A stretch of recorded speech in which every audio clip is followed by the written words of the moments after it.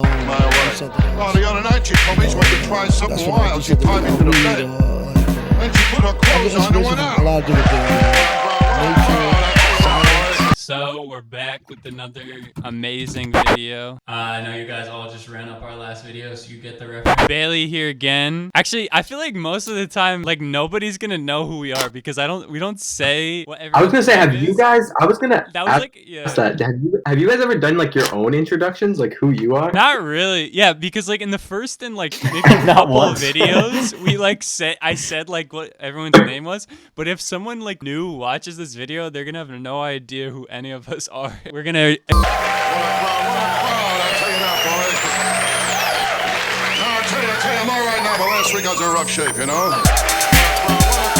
Explore some new singles. So, you know, get your Spotify apps out. Get ready to add some songs to your library because they're all about to be fun. What happens if I choose a Taylor Swift song? That would be fire. I'm down to hear the new Taylor Swift song. I'll go first. I had one that popped into my mind. It's not really a single, but it is part of an EP. JPEG Mafia's, and the song is called Super Tuesday. I've heard a lot of the other songs. This one seems to be trending on Apple Music, so see how that goes for him. Maybe I'll change the lighting in my room now. We're doing something different. Ooh. Bro, now we can't like see you though. Can't even see you.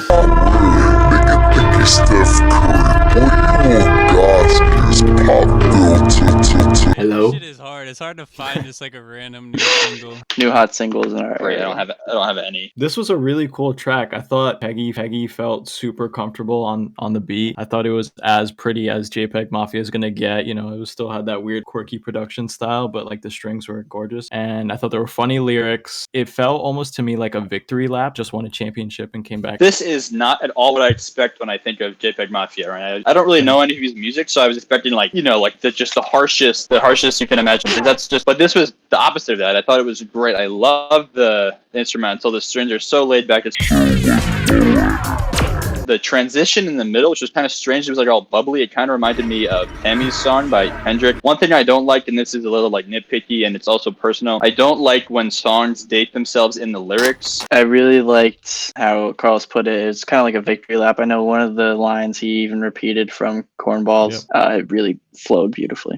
Yeah, I thought it was cool to listen to. I don't know if I've ever heard a JPEG Mafia song before. I know Scott talks about this guy all the time, like he's God, but I've never heard it. But yeah, I thought it was cool. He was like almost like talking you through, like, I don't know, his like mindset, but he definitely had some like funny digs in there. And the lyrics are what like spoke to me the most. Felt like the second part of the song was like darker, but like the lyrics were still like just as funny. I thought he was gonna get a little bit more aggressive, but it still kept that same kind of like tempo, which I thought was kind of cool. That slow section, like I really like. It was like when is it gonna pick up again? Because he has sections like this in his songs. It's like a train like starting and referencing what we're doing right now. He said they're not reviewing your music, they're reviewing you. He talks about like bloggers and like choking bloggers to death and stuff like that on his song, like veteran. So he'd probably murk the shit out of us. Something kind of in the same lane. We're gonna do Drake and Lil Wayne song. It's called BB King Freestyle with Drake. It's a Lil Wayne song. Baby King. Baby King. Saying it references BB King Freestyle. Let's see what that's about. Play.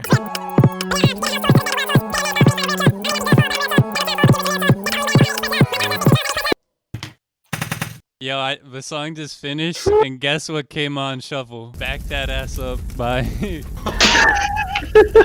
Damn. Right. I thought we learned a lot about Drake's personal life. You know, apparently he's a sad boy. People rejecting him besides just having money. Yeah, who would have thought? The rhyme schemes were very, very good for each of them. I thought the one Lil Wayne said, like, they think they're cold, I'll knock the flu season out of them. I thought that was hilarious. And there's a few other like keepers in there for sure with their one-liners. Yeah, really a throwback like Wheezy Drake kind of collab you'd hear on like Take Care, or even earlier than that, Thank Me Later, So Far Gone, because they like Drake was obviously so tied to Lil Wayne because that's like his his mentor. Love good chopping and good server one, just solid, nothing crazy, but I think it was a solid beat. Like he feels like he has this sort of track a lot of the time, like at near the closer, the end of albums and stuff like that. It didn't feel like a totally new thing. But yeah, who would have knew that Drake was sad? So 2 more artists that I pretty much have listened to 0 of their work. Pretty enjoyable. It was pretty simple. The sample a lot, super laid back. I especially liked how in the drums, it's very hard to find the beat. I liked Drake's performance more than Lil Wayne's. Like, you're gonna have to see a medical person. That was funny. I heard that was trash. Like, both those guys have like some type of name. Like, Yeah, I thought it was pretty good. Like Victor said, it did feel like it didn't just come out. Like, I don't know, it feels like kind of like they were kind of reaching for like past selves. Like, you know, they've obviously both been around for like a long time, and then they've both like kind of gone like more poppier directions. So I don't know, it felt like they were just like collaborating like on an old album, and it was like a lost, you know, couple verses that they threw together. They're gonna listen to Mask Off when we finally like get The Cure or something. I thought that was funny. A lot of like the Drake songs that I like are like, I guess, the deeper cuts, or where he like really raps and he just like spits for like the whole song. Towards the end of the Drake verse, Lil Wayne came in really slow. I thought it was gonna be like a poor like performance from Lil Wayne, but he really brought it. I thought they both kind of snapped on here. it just amazes me if this is like really a freestyle. If this was on like a Funk Flex like interview, he would have been spitting like, that's bars right there. I'm gonna be taking a risk here. You guys are probably gonna hate this because nobody likes Christmas music, right? 21 Pilots, not a big 21 Pilots fan. Don't really know much of their music. Obviously, I know their hits like "My Name's Blurry Face" and whatever. Christmas Saves the Year. It just dropped. I just saw that it dropped. I'm intrigued. I was actually gonna pick this song because I saw it earlier today.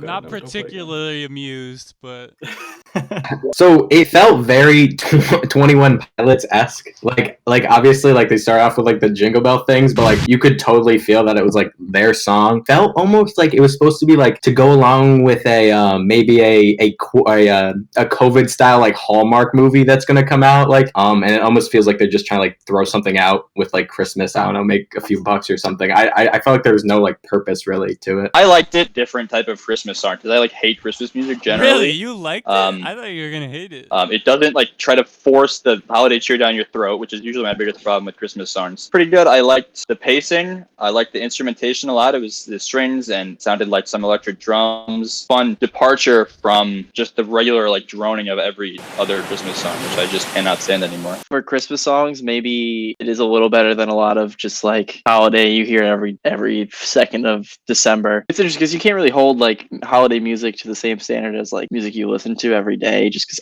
like they're not the same. But this, I didn't like it in either.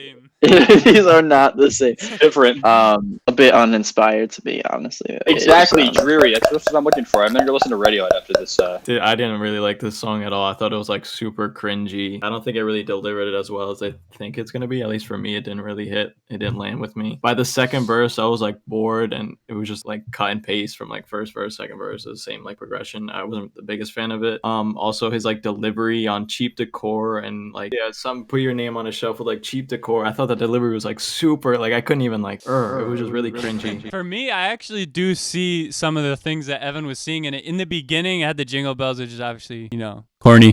But then, like, it had like a little bit of like a brass, like rising brass and like some cool like pad textures. Brass. And I thought it was gonna be more like orchestral, which I wish it was. Like, but like I did not like their singing voice. It felt like super just top 40. It was too positive. I wanted them to put a twist on it. I thought it was going to be a little bit sarcastic, maybe like, but it was just like, oh, like Bailey, honestly, perfect connection, the Hallmark fucking card, the shit. That's exactly what this is. There was almost room for them to go like the more sarcastic way, because like alternative rock bands have like definitely done that before, where they'll like take like a Christmas song and just like I said like before, like Blink-182 comes to mind. They have like this one about like the family fighting on Christmas. It was like it reminded me of the memes where it's like, oh, COVID on January 1st, 2021, it's just like leaving, like all the problems go disappear. Rick Wilson's Trunk Music is the song I'm gonna choose. What the hell? He's like a rapper that like puts a lot of like funk into his music. And I saw this song, but I never got a chance to listen to it. It has less than 1,000 plays on Spotify. Bailey's an indie bro. Whoa, Bailey's an indie bro. Wait, 3, 2, 1. That one got political. I can go first. I got a whole page of notes here. I'll go on my notes to this. All right, so I'm gonna use a big music word in the beginning of this one. It's gonna be a real. I'll just turn my headphones off. Yeah, Uh-oh. Bailey and Scott can just leave the room for this one. I really love the horn cudi, the tootie that they use on the horns is really cool. I like that. Also love the drums. They really fill out the bottom of the spectrum, really booming. The bass is really prevalent. I really liked the ad-libs. It do not matter. Really hard to hear, but in the background they're panning side to side constantly, which I thought was a cool effect. I thought the vocals should have been louder. For one, I think they were a little far back in the mix. I thought they deserved more attention. Other big problem is that after the first chorus, I was expecting another element. I think it needed something else in the mix to help move the song forward. It got kind of a little bit stale after so much of the same. I really agree. It was a fun but also political. I think it went on maybe a little bit too long, and I think he could have mixed the horns a bit better. Pronounced jazz and soul influence, and I mean, obviously this one had a lot of jazz influence. The horns were main stage in the whole song. Really well executed version of that. The horns grew on me at first. I don't love the mix throughout. Like they're a little bit too poppy, and I wish there was a little bit more like filling the mix a little bit more in the mid frequencies or whatever. When the Rhodes came in, I think it was really cool. It was just a solid transition, nothing crazy, but solid transition. The bass could have been a little louder since it's called trunk music. Without the bass, what is the music? At first, like I heard the hook, I was like, this is so goofy. He was like, you can't have a win without a losing. What am I saying? What am I saying? What am I doing? It's a goofy in sort of a good way at the end. I was like, it's decent. It's sort of funny. It doesn't make any sense. Based take. Yeah, no, like what caught me immediately was like obviously the horns, like it's like the whole song. But it did just feel repetitive by the end. Yeah, again, it like drowned out like the lyrics, and I wasn't even listening to that. All I could hear was like the horns. I think this song is really close to being like a great song. The indie record that just came out, Man on the Moon 3 by this small guy, Kid Cudi, show out with all the features. This supposed to be like the big party song on it, from what I said. I thought nothing about it. Big features, got Pop Smoke on it, so it must be great, right?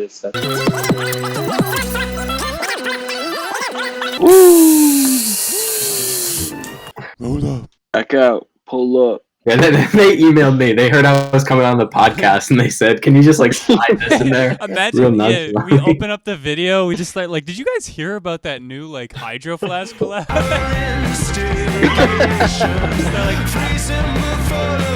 Pretend we're getting paid sponsorship and just trick them into paying us. They're just like, wait, these guys have just been giving us free ads for like 10 months. Yeah, for like the 25 people that watch it. Oh, No, you can start.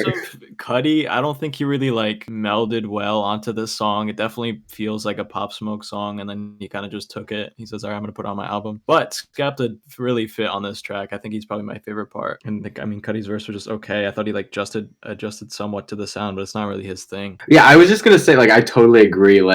Like I said before, like I feel like Kid Cudi just isn't there for like those harder rap songs, and like Pop Smoke and Skepta just aren't like the same vibe. His ad libs too, where he's like, "We're the Supremes," yeah. Like when he drenches his voice in that much autotune, it really just doesn't work. And I just wanted to hear Pop Smoke and Skepta more because they just had so much charisma, so much energy. Ending section was just terrible. It was just like a Travis Scott remix ending set. Like it was so bad. Like it was such a bad closer to the song. Honestly, ruined the song. I really did love the Skepta verse, and you know I'm a big fan of whenever he says Grease, which is in every song. So I had to love that part. But to say that, you know, he needs to stay in his lane type of thing. But I feel like this is not where he excels the most. It's not like it's not his lane, and he needs to. You know.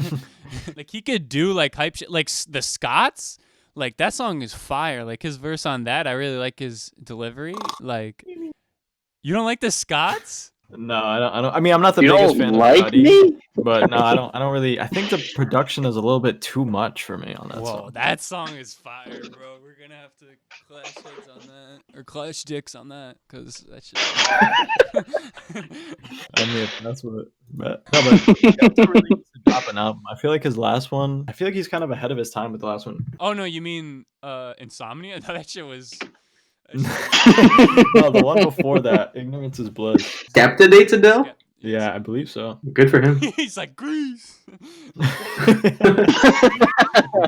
They go to like Nobu. Vinyl, a new vinyl shop in Woodstock, and he told me to write down the name of the channel. So if you're watching, shout out. Oh shit. Oh, I don't know. I don't have like a ton of stuff. I guess I liked how like kind of dark the instrumental was, you know, with the synths or whatever. I thought it sounded cool. I also liked this how the synths would change chords by like sliding or like up and back and forth between the notes. Also liked the verses from the Skepta, and I'm assuming the second verse was Pop Smoke, but I don't know what they sound like. The delivery was punchy and like well done. Thanks for calling in.